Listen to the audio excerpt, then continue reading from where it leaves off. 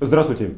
Большую часть сегодняшней передачи мы с вами поговорим о дешевом жилье в столице нашей республики. Тема достаточно актуальная не только, скажем, для населения, но и для власти. По крайней мере, сейчас в мэрии проходит очень много совещаний относительно того, какие средства власти смогут выделить на жилищное строительство в будущем году. И прежде всего, конечно же, вопрос упирается в количество денег и поэтому косвенно в то, где взять дешевое жилье.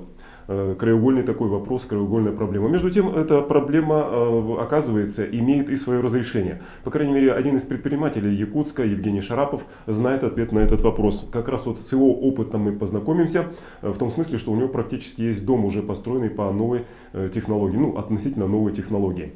Но это произойдет сразу после рассказа о наиболее заметных событиях дня. Здравствуйте! Вчерашняя встреча президента Путина с главой Якутии оставила без ответа самый злободневный вопрос о политическом будущем Вячеслава Штырова. Были обсуждены итоги навигации, готовность к зиме и проблемы нефтепровода Восточная Сибирь-Тихий океан. Беседа также затронула и подготовку мировых соглашений по Якут-Алмазу и Якут-Углю. Ну что же, интрига, видимо, сохраняется. По крайней мере, в администрации президента Российской Федерации утверждает, что глава государства после этой встречи никаких поручений никому не давал. Возможно, какой-то свет на это прольет конференция регионального отделения «Единой России», которая пройдет на следующей неделе. Возможно, что так оно и будет. А теперь давайте опустимся на несколько ступеней уровней власти ниже. Депутаты Илтумена сегодня в первом чтении одобрили законопроект о бюджете нашей республики на 2007 год. Итак, доходы прогнозируются в размере 49,6 миллиарда рублей, а расходы почти в 53 миллиарда рублей. Сами видите, достаточно ощутимый дефицит этого бюджета. Но самое главное и самое негативное то, что из-за роста расходов на выплату заработной платы работникам бюджетной сферы в 3,5 раза сокращаются расходы инвестиционные. И это, в общем-то, ничего хорошего нам всем не сулит. В общем-то, вот эта вся обстановка, скажем так, с этими цифрами, с дефицитом, с сокращением инвестиционного бюджета привела к тому, что обсуждение прошло достаточно, нельзя, конечно, сказать нервозно, но достаточно неровно. И в результате возникала идея о том, что депутаты даже поставили, не то чтобы ультиматум правительству республики, а о том, что они вернутся ко второму чтению законопроекта о бюджете на будущий год только в том случае, если Федеральное собрание Российской Федерации законодательно закрепит за нашей республикой получение на обозримое будущее, обозримую перспективу доходов, которые выпадают в результате федерализации Алроса. Тем не менее, в бюджете будущего года арендные платежи Алроса все-таки учтены. Давайте теперь спустимся еще на один уровень власти ниже. С 1 ноября администрация микрорайона Марха осталась без главы. Геннадий Савочкин после 11 лет работы перешел в МЧС. Он возглавит вновь образованную структуру МЧС Дальневосточного округа по противопожарной экспертизе проектов объектов капитального строительства. Тем временем, по неофициальной информации, вакантный пост главы Мархи готовы занять как минимум 6 человек. Выбор сделает специальная комиссия, которая объявит и проведет специальный конкурс на замещение вакантной должности. А проводины Геннадия Савочкина назначены на пятницу. А теперь давайте о прекрасном. Компания Саха Интернет и газета Она Плюс объявили о начале 8-го по счету республиканского конкурса красоты «Мисс Виртуальная Якутия 2007».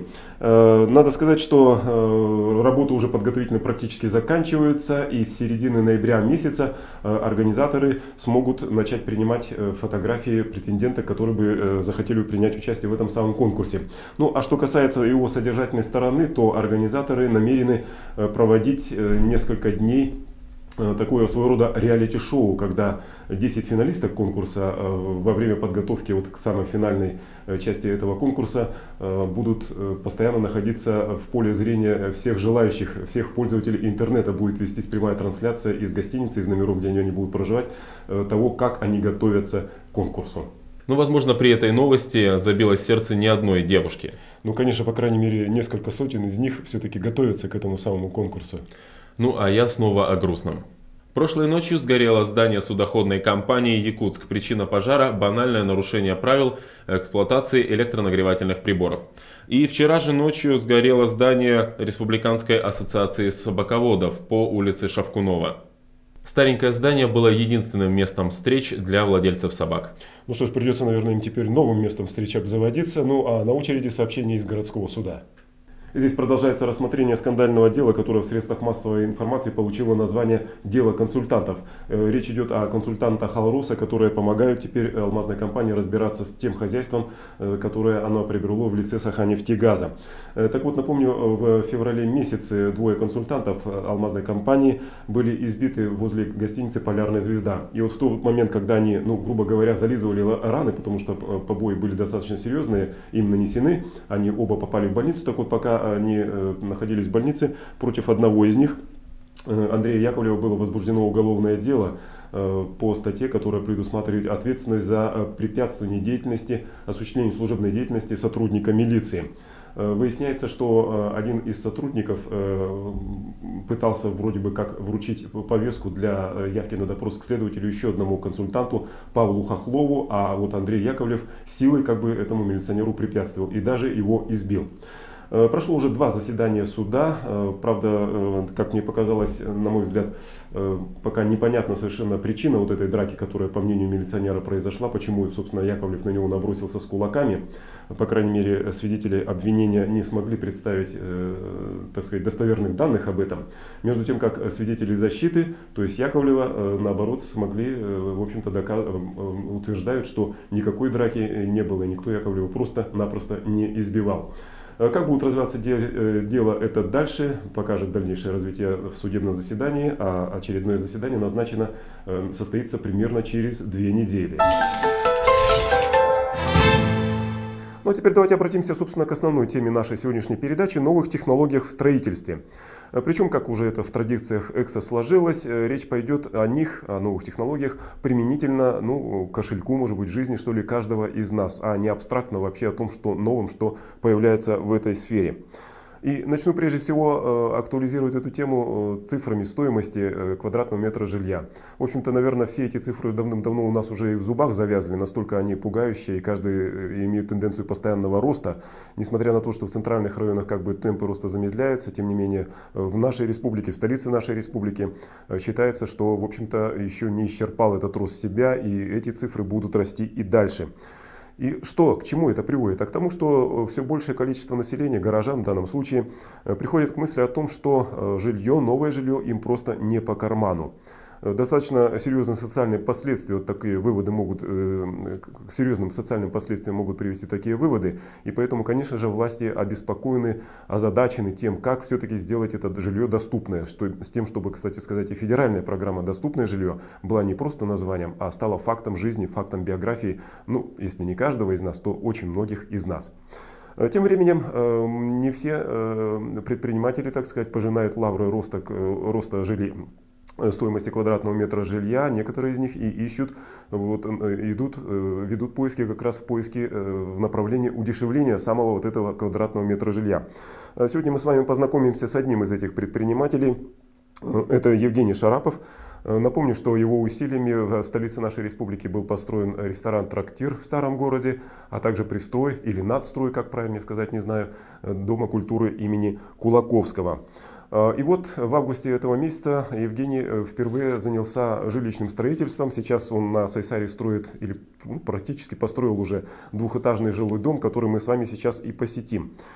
Почему я обратил внимание, собственно говоря, на этот проект? Ведь, строго говоря, это факт жизни отдельно взятого предпринимателя. Однако, имея в виду вот эту социальную напряженность, которая возникает в связи с приобретением нового жилья и тем способом, тем вариантом того, как можно удешевить это строительство, я думаю, этот опыт и должен привлечь наше с вами внимание. Мы сейчас с вами посмотрим репортаж небольшой с этого объекта. Но начнется этот репортаж, признаюсь, с личной моей слабости. Я очень люблю смотреть, разглядывать, рассматривать, знакомиться, одним словом, с домами не традиционной, скажем так, что ли, нетипичной планировки, каким является в данном случае вот этот дом. Вот здесь, то, что касается планировки, первый этаж, это что такое? Вот за спиной у вас это что? За моей спиной это прихожая. Угу. Вот здесь у нас туалет. Вот. Сейчас лучше. Так, вот здесь вот туалет. Да.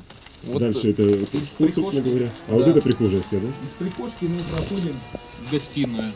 Угу. Это зал. Из зала... У него большая площадь, да? Сколько здесь примерно? Вот тут 24, по-моему, квадрата. А из зала проход. Вот здесь кухня. Мечта хозяев. Такая здоровенная. К тому же еще это самое и с двумя дверями, с двумя входами, да? Да. Получается. Можно, значит, сразу с улицы в кухню проходить или же И здесь комната. Да. А Вот это спальня. спальня. Она одна здесь будет, да? Нет, 3 спальни. 3. Да, вот это первая, вторая, вот это третья.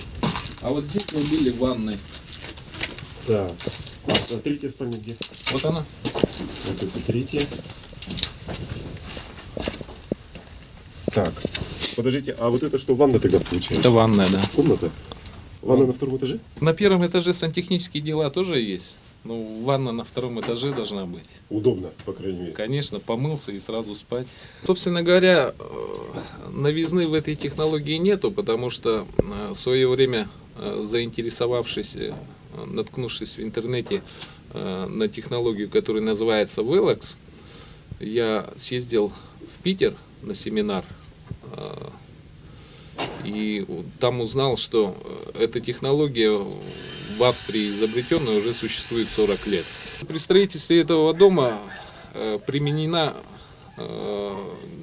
не совсем вот эта система Velox. Мы тут немножко модернизировали, и внутрь этой несъемной опалубки заливали полистирол-бетон, который изготавливали прямо здесь, на участке. Но в процессе строительства практическим методом выяснилось, что все-таки удобнее, наверное, если работать с полистирол-бетоном, то работать не применяя вот эту несъемную опалубку, а изготавливая уже готовые блоки. Применяя вот этот материал... То есть где-то на производстве отдельном изготавливаете, сюда привозите уже готовые? Да. Я вот хочу этой зимой приобрести установку, привезти ее сюда и к весне, к началу строительного сезона уже изготавливать и предложить людям вот эти полистирол-бетонные блоки. За счет них мы можем достичь удешевления строительства жилья малоэтажного, потому что до 3 этажей конструктивная способность этих блоков несущая. Удешевление жилья происходит за счет того, что стена получается однослойная, имеется в виду, мы сразу при возведении стены и утепляем ее, получается, да. Потому что блок сам по себе теплый.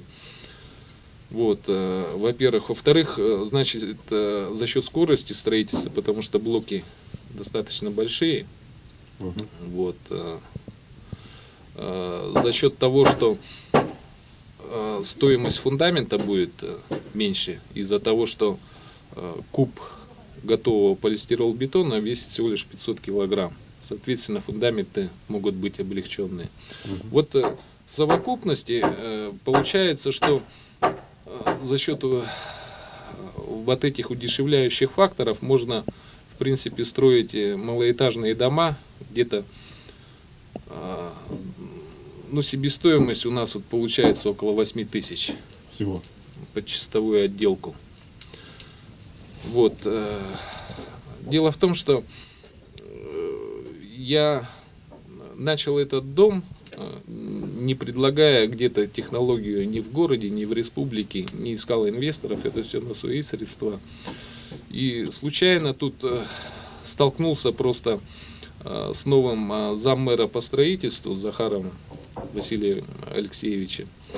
И вот он, как человек новый, заинтересовался вот этой технологией удешевления строительства, потому что... Ну, это актуальный вопрос вообще. Да, актуальный, потому что мэрия собирается внедрять тут в нашем городе социальную ипотеку. У нас дело в том, что при строительстве жилья очень большая проблема с коммуникациями. И вот каким образом из этого положения выйти, есть там предложение, что рядом с существующими вот ветхими деревянными двухэтажками строить, ну, такие же дома из какого-то более дешевого материала, потом сносить эту двухэтажку и коммуникации этой двухэтажки Подтягивать сюда. на новый дом, да, подтягивать. То есть поэтому именно вот это место в данном случае как бы получается удачно, да? Ну да, На почве. да. Хотя я и не знал об этой программе, но получается, что Стечение обстоятельств. да, такое, да? получается удачно. И вот для такого вот строительства точечного, да, вместо ветхого жилья, вот этой установки объемы производства достаточно будут. Ну сколько там примерно, какой площади или как там объемом, как они считают? Ну в одну смену там производится 24 куба. Блоков этих. Блоков, это да. вот здесь на этот дом сколько нужно было? Порядок. Здесь дело в том, что здесь же не блоки использовались, здесь заливная технология была, полистирол Ну вот если бетон. конвертировать вот вашу технологию в блоки, то это сколько получится? Вот сколько домов? Но тут где-то на первый этаж у нас ушло около 120 кубов. То есть 5 смен первый этаж. Ну да.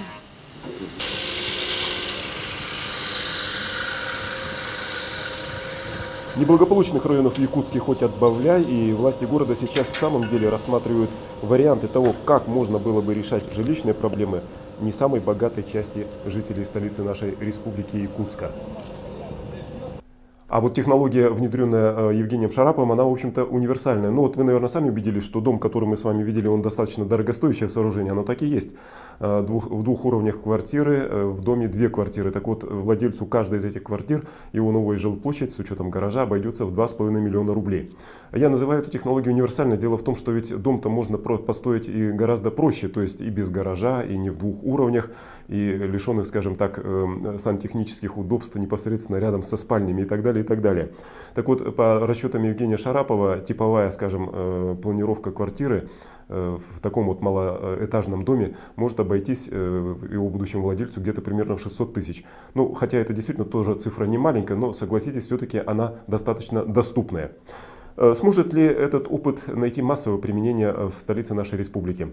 Вопрос, конечно же, упирается прежде всего в финансы. Напомню, что сейчас в мэрии как раз рассматриваются варианты того, сколько власти смогут выделить все-таки на будущий год денег на вот такие вот муниципальное социальное жилье.